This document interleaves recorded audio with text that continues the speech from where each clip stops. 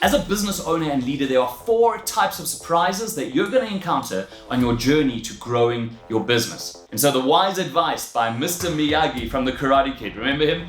His advice was, expect the unexpected. And that's really relevant today, isn't it? We're no stranger to surprises in today's world. And a pandemic is one obvious example of surprises that we're susceptible to from Mother Nature. However, our pre-pandemic era contained no shortage of surprises: political, social, economic, and many, many more. Surprises have always been a part of life, but the time between surprises is shortening. And so in this video, we'll talk about one of the most common forms of surprises that we as business owners encounter and how you can navigate these often shocking surprises in today's surprising world.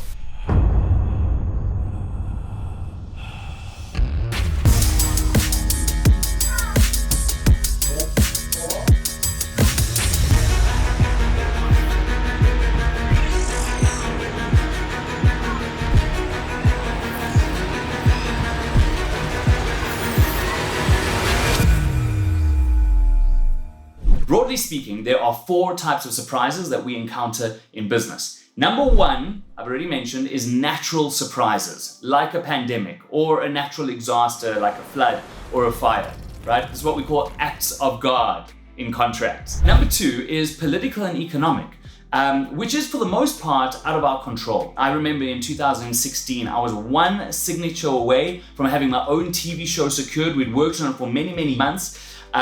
But then because of our corrupt government, our corrupt president at the time fired our finance minister, and almost immediately overnight, our currency went into a tailspin. The broadcasters' budgets were blown out of the water, and suddenly they had no money to be able to go ahead with any of the newly commissioned work. And so just like that, out of my control, that surprise happened. The 3rd type of surprise comes from unintended consequences or unexpected domino effects. In my previous video, I posted on how everything in the world is intertwining more and more, and there are new levels of complexity that this is causing. Now, it's becoming nearly impossible to make one decision or take one course of action without it having some type of ripple or domino effect in other areas of life or business. Thing is, these consequences are only felt after the fact, which can sometimes serve as an undesirable surprise. And the 4th type of surprise comes from competition and the escalating pace of innovative disruption that's out there in the marketplace. As technology widens the world,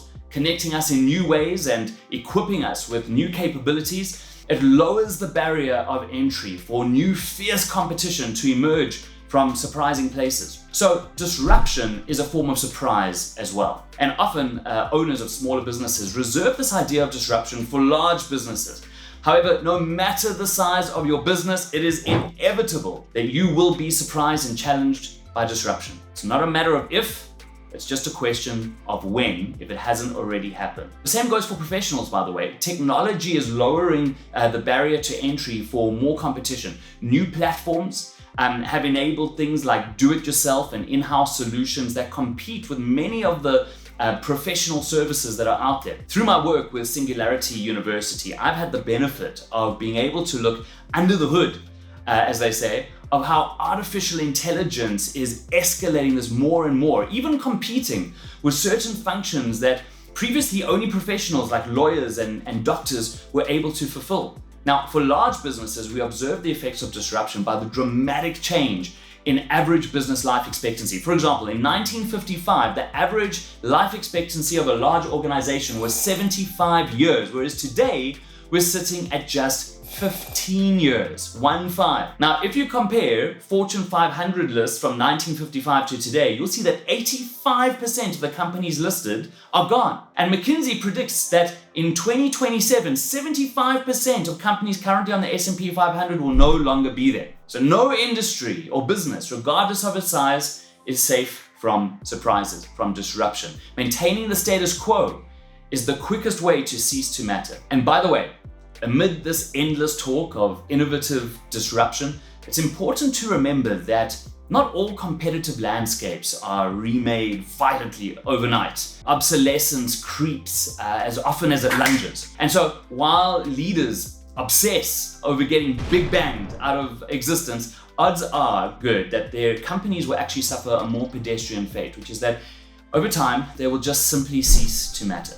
So what do you do from here to prevent your business from becoming a statistic? Well, the first is to stop living in denial. The world is changing. Whether we like it or not, whether we realize it or not, we're destined for many, many more surprises throughout the journey of building, growing our businesses from level to level. Many companies are not able to intuitively predict or project the magnitude of change and surprises ahead, so they remain complacent. And conversely, other companies are just simply paralyzed by the sheer magnitude of change that they foresee. Now, in both cases, you risk losing your business. And so the first step is to acknowledge that you need to do something to equip yourself, your business, to navigate the surprises that lie ahead. So what is that something that you must do? Well, I believe that it starts with asking the significance question. Now, before I explain what that is, let's look at the more common relevance question. Innovation expert Deborah Kay said that companies are afraid to ask the relevance question. The relevance question, by the way, asks, is what I'm making or selling still relevant? And will it be in 5 or 10 years from now? And while I agree with her that that's a worthwhile question to ask, it's worth noting that in our rapidly changing world, addressing the relevance question will still leave you fighting an increasingly steep uphill battle. Because more than relevance, we need to prioritize significance. And the significance question asks, is who and what we are important to the world? And in the future, will we still have qualities worthy of attention? If your business holds significance in the lives of your customers and clients, as well as your own team or any other stakeholders, then by virtue of that significance, of that importance that you hold with them, you'll be producing products and services that also are relevant. So through the mindsets and activities that are needed to develop significance in an organization,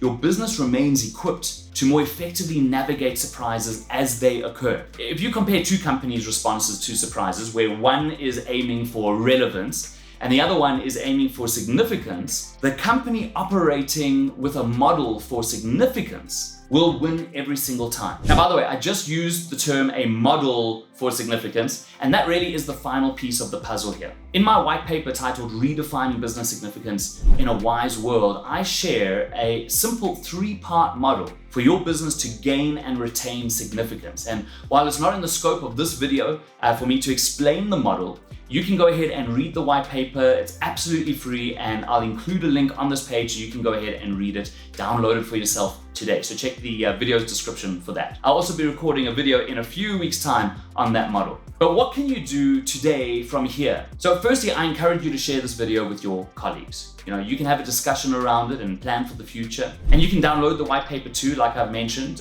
You can share that with your team as well.